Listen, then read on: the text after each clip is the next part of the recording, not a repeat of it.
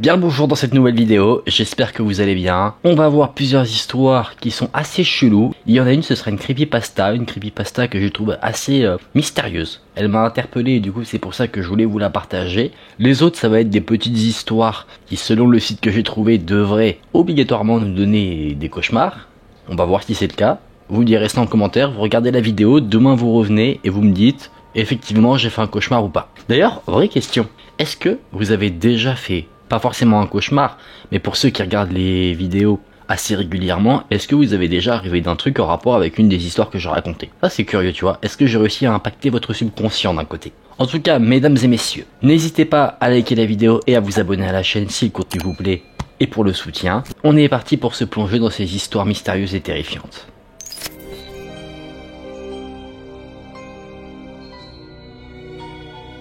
En 1983, une équipe de scientifiques a mené une expérience dans une de ces installations secrètes. Ces scientifiques avaient une hypothèse. L'hypothèse qu'un humain, privé de tous ses sens et de tout moyen de perception ou de stimuli, serait capable de sentir la présence de Dieu. Ils croyaient que les 5 sens occultaient notre conscience de l'au-delà, et que sans eux, un humain pourrait établir un contact avec Dieu, par la pensée.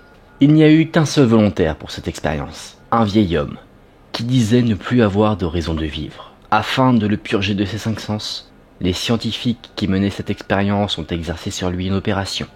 Une opération difficile, durant laquelle chaque connexion nerveuse sensorielle au cerveau a été coupée de manière chirurgicale. Bien que le sujet gardait toutes ses fonctions musculaires, il ne pouvait plus voir, entendre, goûter ou encore sentir les odeurs ou ressentir même de la douleur. Il n'avait aucun moyen de communication, il ne ressentait pas le monde autour de lui. Donc il était totalement seul avec ses pensées. Les scientifiques l'ont surveillé. Alors que l'homme parlait à voix haute, il racontait comment il se sentait, quel était son état d'esprit. Le fait de l'avoir privé de ses sens faisait que cet homme avait du mal à communiquer.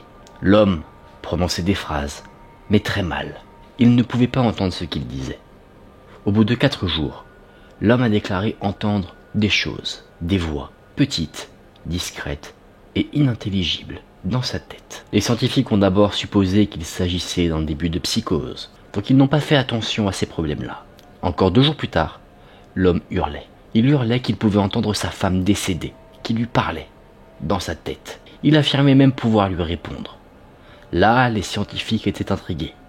Mais pour autant, ce n'est pas ça qui les a convaincus. Ce qui les a convaincus, c'est que le vieil homme, le sujet de l'expérience, a commencé à dire des noms de proches des scientifiques. Des proches qui étaient décédés. En plus de ça, il répétait des informations qui concernaient la vie privée des scientifiques. Ces informations-là, seuls leurs maris ou leurs épouses, ou leurs parents, en avaient connaissance. Prenant peur, une grande partie des scientifiques ont décidé d'abandonner cette expérience. Certains sont restés, et après 1 semaine passée à converser avec les morts, au travers de ses pensées, le vieil homme est devenu quelque peu dérangé. Il disait que les voix dans sa tête devenaient trop fortes, et qu'à chaque fois qu'il se réveillait ou qu'il était en conscience de qui il était, sa conscience, elle, était bombardée par des centaines de voix qui refusaient de le laisser tranquille. Rentrant de plus en plus dans le domaine de la folie, le vieil homme commençait à se taper contre les murs pour essayer de ressentir de la douleur. Il a supplié les scientifiques de lui administrer un sédatif pour le calmer, pour échapper aux voix quand il serait dans son sommeil. Les scientifiques ont accepté. Ça a fonctionné pendant 3 jours. Et au bout des 3 jours, le vieil homme a commencé à avoir des terreurs nocturnes très sévères. Cette fois-ci, il disait qu'il pouvait, de façon assez régulière, voir et entendre les morts dans ses rêves. 1 jour plus tard, le sujet commence de nouveau à hurler, mais cette fois-ci, il a un comportement également dangereux pour lui-même. Il commence à se griffer les yeux. Il espère ressentir quelque chose du monde physique, du monde qui l'entoure. Il devient hystérique. Il dit que les voix des morts deviennent assourdissantes, hostiles. Il lui parle de l'enfer et de la fin du monde. L'homme a même crié « Il n'y a pas de paradis, pas de pardon ». C'est ce qu'il a dit pendant 5 heures de suite. Au bout de ces 5 heures, il demandait « Non ». Il suppliait pour qu'on le tue.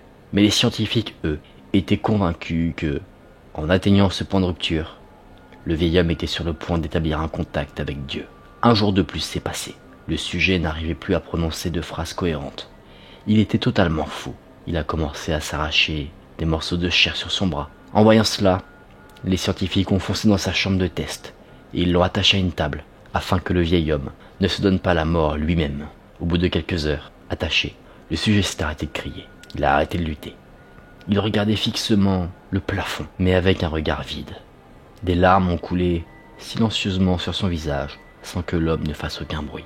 C'est comme si la vie avait quitté son corps, mais qu'il était toujours là. Pendant 2 semaines, les scientifiques ont dû hydrater eux-mêmes l'homme, parce que l'homme pleurait en continu. Finalement, le vieil homme a tourné sa tête. Il a regardé un scientifique dans les yeux.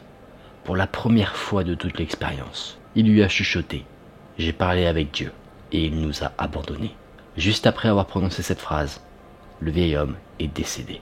Les scientifiques ont réalisé des autopsies, des analyses. Il n'y avait aucune cause qui aurait pu provoquer la mort du vieil homme. Alors, vous en avez pensé quoi? Chaud, hein? Après, ça côtoie quelque chose d'assez particulier, ça côtoie la religion, donc on n'y croit pas, ça dépend de nos croyances. Mais si on se plonge vraiment dans l'ambiance de l'histoire, on peut se dire que ça pue pour nous. Parce que imaginons que Dieu nous a abandonnés, ça veut dire qu'on l'a tellement déçu que derrière, que pour lui on est foutu.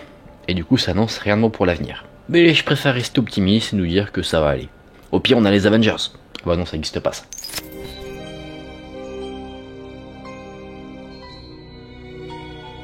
C'était à la fin de l'automne, dans ma dernière année de lycée. Je conduisais moi-même à l'école à ce moment-là. Et je partais généralement vers 7h15 parce que j'avais une vingtaine de minutes de trajet. La maison de mes parents était sur plusieurs niveaux. Alors que je mettais mes chaussures sur le palier, ma mère et mon père, eux, étaient déjà partis travailler. Donc j'étais totalement seul à la maison. J'ai pris mon manteau, je suis descendu pour sortir par la porte de derrière. Cette maison était assez isolée, sur un grand terrain, avec un lac et des bois assez denses. De nuit, c'était assez effrayant. Et justement, ce matin-là, il faisait assez sombre. Alors que je mettais mon manteau et que je m'apprêtais à sortir dans le brouillard matinal, j'ai entendu des pas lourds, dans l'escalier qui monte au dernier étage. Le sol de cette maison, c'est du plancher. Donc, on peut entendre chaque pas. Ma première pensée a été « Oh, mon père a dû laisser son téléphone à la maison et il est rentré le récupérer. » Je suis donc retourné vers les escaliers et j'ai crié quelque chose. Une taquinerie concernant le fait qu'il oubliait toujours quelque chose. J'attendais une réponse mais je n'en ai pas eu. J'ai crié à nouveau « Papa ?» J'ai attendu. Et encore une fois, le silence. Là, je me suis dit que peut-être quelqu'un s'était introduit chez moi. Je me suis précipité vers la porte arrière. Et alors que j'étais en train de marcher pour sortir de la maison, j'entendais des pas rapides qui se dirigeaient vers moi. Elles ne m'ont pas suivi directement, mais elles se sont arrêtées, juste au-dessus de moi. Effrayé, j'ai ouvert la porte coulissante. D'un coup sec, je me suis retrouvé dehors. J'ai claqué la porte derrière moi. J'ai couru vers ma voiture et je me suis enfermé dedans.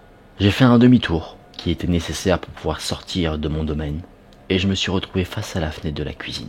Je l'ai regardé, 1 seconde ou 2, et j'ai remarqué quelque chose d'étrange au niveau des rideaux. Le rideau était tendu, comme si quelqu'un le tirait. Une nouvelle vague de frissons m'a envahi quand j'ai vu le rideau bouger, comme si la personne qui les tirait les avait relâchés.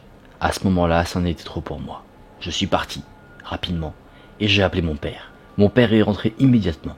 Il a vérifié la maison. Il n'y avait personne. Toutes les portes étaient verrouillées, les fenêtres sécurisées.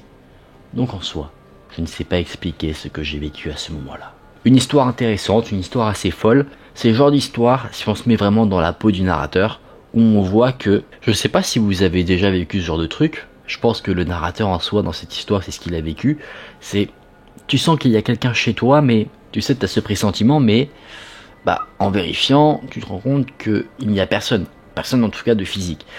Donc dans cette histoire-là, très certainement qu'on a affaire soit à un fantôme, ce qui semble être indiqué dans le récit, ou alors, là c'est pire, on a affaire à un intrus suffisamment vif et habile pour être capable de rentrer dans une maison et d'en sortir sans que ce ne soit détecté. Et évidemment, alors ça c'est mon point de vue, mais quand on a affaire à quelqu'un d'humain, c'est le pire. Parce qu'un fantôme, tu vois, tu peux toujours rester un peu dubitatif sur ses intentions. Tu peux y croire, ne pas y croire. Si tu n'y crois pas, tu vas rationaliser, tu vas te dire que c'était autre chose. Tu vas te rassurer. Si c'est un fantôme, ça peut arriver une fois et après il se repasse plus jamais rien. Alors que si c'est un intrus, tu te dis que s'il y avait eu confrontation, ça aurait pu très vite puer pour toi.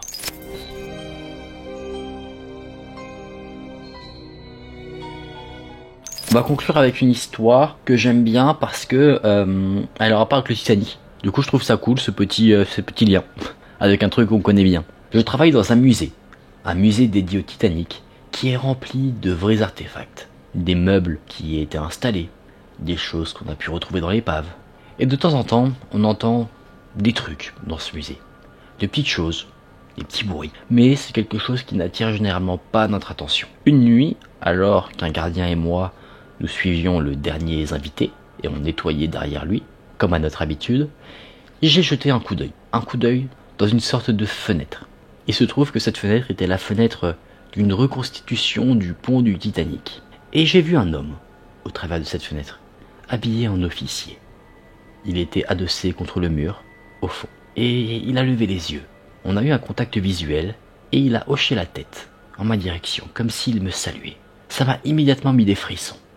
Donc je suis vite parti. Il n'y avait personne, cette nuit-là. Il n'y avait pas les acteurs qu'on embauchait pour faire de la reconstitution. Donc je me demandais qui était cet homme. Un peu plus tard, je suis descendu dans une autre partie du musée. Mon regard s'est posé sur une vitrine, où il y avait différentes photos. Une des photos était une photographie de l'équipage original, en 1912. Sur cette photo, j'ai revu l'officier, que j'avais vu quelques instants plus tôt. Oui, c'est chaud.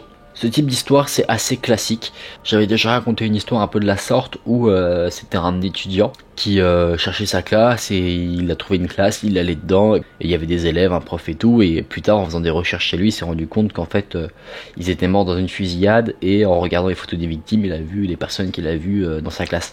Tu vois, c'est un peu le même délire. Et je pense qu'il y a pas mal d'histoires en soi qui reprennent un peu ce format-là. C'est un format assez intéressant. Et là, j'ai trouvé ça intéressant de lier ça avec le Titanic en soi. C'est plutôt cool. Je sais pas si c'est une histoire vraie, enfin un vrai témoignage ou quelque chose qui a été inventé. Je ne sais pas forcément comment réagir dans cette situation. Tu te dis, est-ce que je laisse couler? Est-ce que j'en parle? Est-ce que je vais revoir cet individu? Ça, c'est le petit problème avec les petites histoires un peu comme ça, c'est que tu sais pas forcément ce qu'il en est après.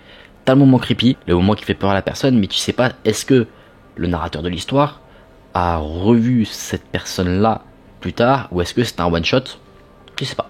En tout cas les amis, on en a fini pour ces histoires. Moi je les ai beaucoup aimées. Elles étaient assez intéressantes, assez différentes les unes d'entre elles, et c'est ça que je voulais pour cette vidéo. Vous me direz quelle histoire vous avez préférée.